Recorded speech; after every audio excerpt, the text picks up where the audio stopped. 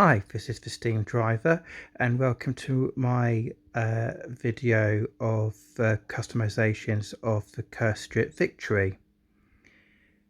Um, so these are just photos, not videos, and I'll tell you what I think of the customizations. When I got this from Planet Industrials, they offered a customizations for nameplates and workplates. As you can see, I went for the nameplates and workplates options, and as you can see, they're etched, they're beautifully painted. They're painted by Planet Industrials themselves. And I think if you went for the models that arrived without any customizations, you got work plates, but they were not painted. Obviously, I prefer mine painted because it just brings out that little bit more pop. Just makes it look a bit better. You can see I also went for the two-stage weathering.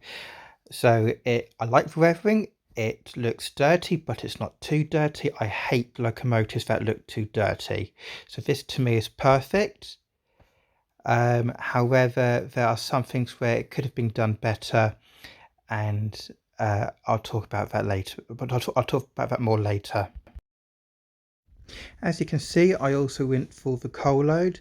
You could either have it full or half. I went for the half. The coal personally to me is a bit too fine, but that's no bad thing.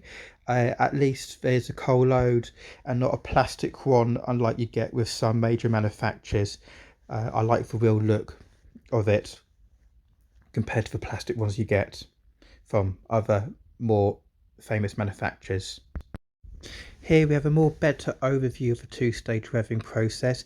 As you can see, it's along the boiler, the smoke box, the bottom of the chimney, perhaps even more of the chimney, the cab roof, the top of the tanks, the top of the running board, and unlike some models that I've seen in previous reviews, I won't mention no names, I think mine came out much better. There wasn't much, if any, detail spent or misplaced at all.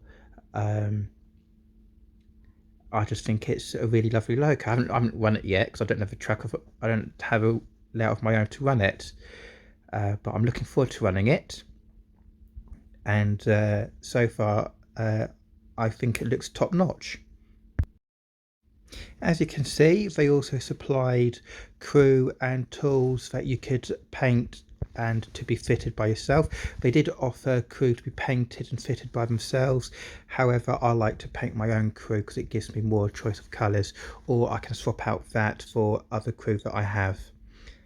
There's also other pictures of the details on that you got with the crew as well. As you can see, this is the back of the crew. The crew is supplied by Model U, and as you can tell, it's the usual standards of crisp, clean printing. As you can see from this side, you get a fireman with a shovel, and a bucket with tools. From this last shot of the 3D printing by Model U, you can see we've got a bucket with tools, a lamp, oil can, shunter's pole, small shovel, two crew, one with shovel, one without. Also supplied was this bag of bits that contained 3 different sized toolboxes, sandboxes and steps. This is a bit early that I'll talk more about. Since mine is Revit, it'd be nice that the toolboxes and the steps could have come Revit, because of where they'd be located, they would be dirty anyway. And as you could see in the cab, there's no shelf for the toolboxes, therefore the toolboxes would have to be on the running board or on the tanks where they're going to get dirty. So it'd be nice to have them dirty as well, but it's a minor thing because that's just my preference. That's it really of that bit.